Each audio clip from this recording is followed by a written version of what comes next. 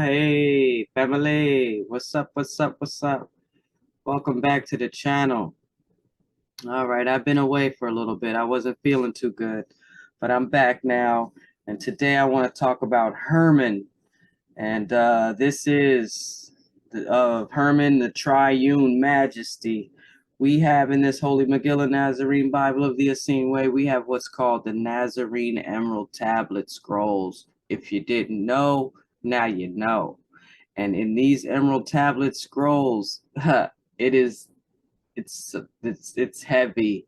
We got something on meta mathematics. Today we're going to read from chapter 64, which is the second scroll.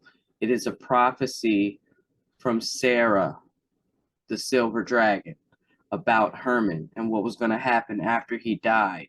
Because what we know about Hermon is underneath from that Egyptian stuff with its Hermes and Thoth and all that confusion, the bird-headed man. But this Megillah really breaks it down and tells us who Hermon was and who Thoth was. Those are two different characters in this Holy Megillah. Thoth is a phoenix, and he is from the high heaven, and he's it'll tell us a little bit more about him as we read. And Hermon is a wizard, and he's called a phoenix rider, and he's also called some other things. So hopefully we'll get there. I'm just going to start out in chapter 64, reading to you where Sarah, the silver dragon, starts talking to Hermon, because Sarah asked Hermon to write down her words and to share them with his students. It was fitting that Hermon served as scribe, for among his many wizardly gifts, he was a master of fine handwriting, clear and easy to read. He also made sure that his writing materials were benign. When he used leather, he did so only from animals that had died of natural causes. For example, if a goat freezes to death, it is kosher, that means permitted, to the Nazareans to use its skin for drums, scriptures, or other good purpose. It is not kosher to murder a goat for its skin. Sarah, high priestess of the sun temple, in the form of a silver dragon, spoke the following words unto Hermon, who was accompanied by Thoth. Hermon, Phoenix Rider, you are blessed to have as your companion on this mission a dear friend of mine, Thoth of Madheba, a willing missionary to this world on behalf of the Lord Christ and Lady Christ, our Elohim. Hermon, behold, my gift to bless your ministry here near Lake Meritosis, and to likewise bless all of your future students, is a prophecy and a scroll of 7 conjurations of white magic. These conjurations will serve as an example of what sort of magic white wizards conjure. Beloved Hermon, Phoenix Rider from the Mountain of Peace at the center of Cush, you are overflowing with love and wisdom, the highest wisdom that gives the nod to love in all close calls between justice and mercy. Wherefore I give you, good wizard Hermon, this staff adorned at the top with the emblem of the heart within a sun with wings. So the top of Hermon's staff that Sarah gave him had a heart encircled by a sun with wings. All right. That was his original staff. But as we read on, we're going to see that it was replaced by what they're calling the snaky ones.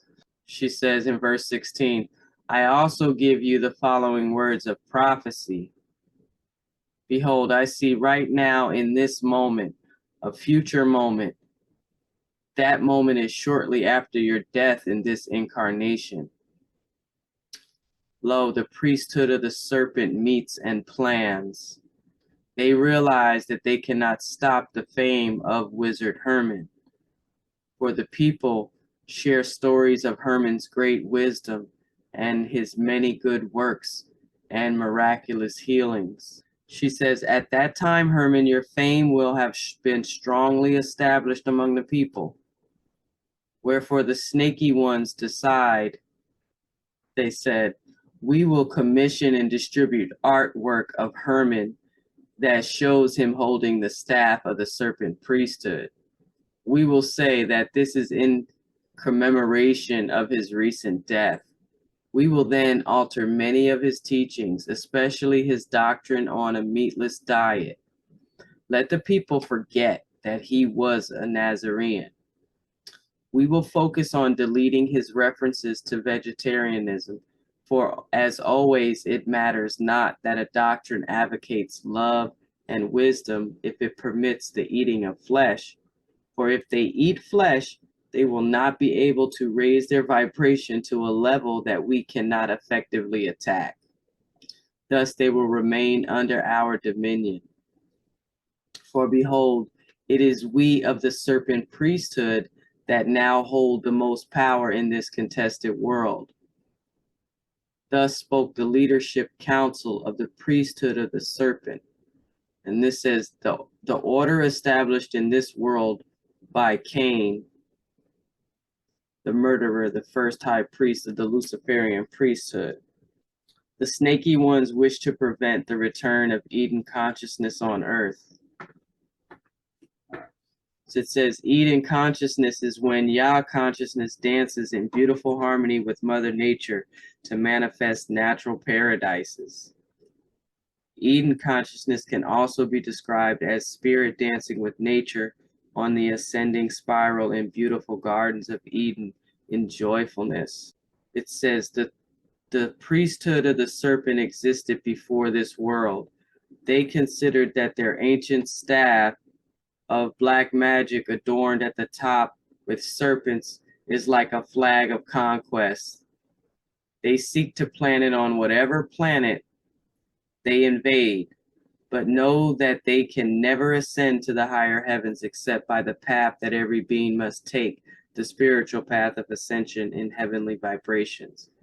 Wherefore, try as they might, neither the priesthood of the serpent nor any other dark forces can batter down the gates of a higher heaven.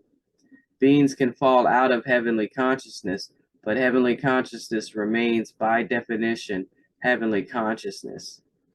The snaky ones, many are now advanced artificials, but were formerly reptilian, cannot penetrate the bubble that is the buffer that protects a higher heaven. The bubble that surrounds a heaven is its Majin Ha-Ora, its shield of light. No, the dark forces cannot penetrate the bubble, the shield of light that protects a higher heaven, but they can attack a first heaven, and that is what they did in the infancy of this world, when the first humans were young and naive. That is possible because the Majin Ha-Ora of a first heaven is not as strong as that of a higher heaven. Even so, the protective bubble of a first heaven can only be pierced with the complicity of one or more residents of that heaven. Behold, I see other times and places.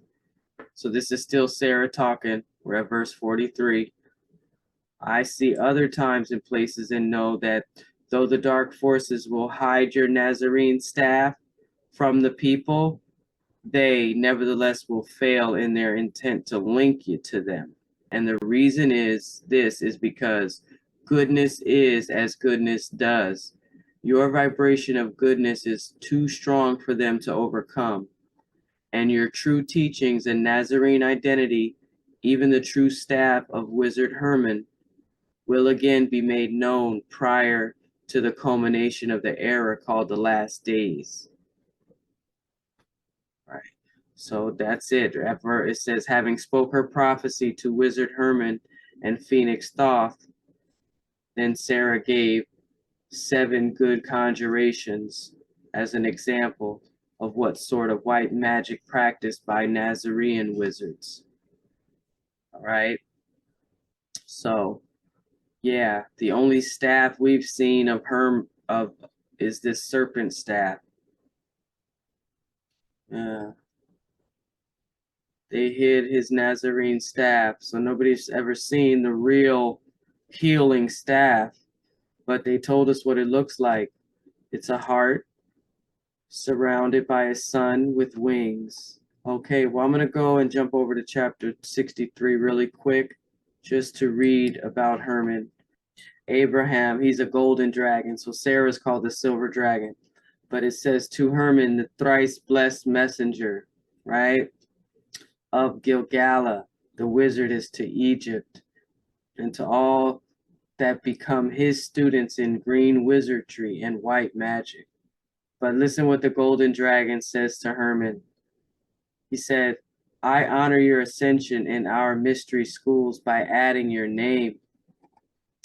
I name you Hermon of the Triune Majesty, for you are a consecrated servant of the Holy Creative Trinity, the Trinity of Yah, Jah, and Jalah, that emanated Jadeh and Janah, and created the mother ovum as revealed by your thoughts, words, and deeds in many lifetimes. So he's called Hermon of the Triune Majesty, and we know the Triune is that Holy Creative Trinity. I love that. They call him thrice blessed messenger. Wow.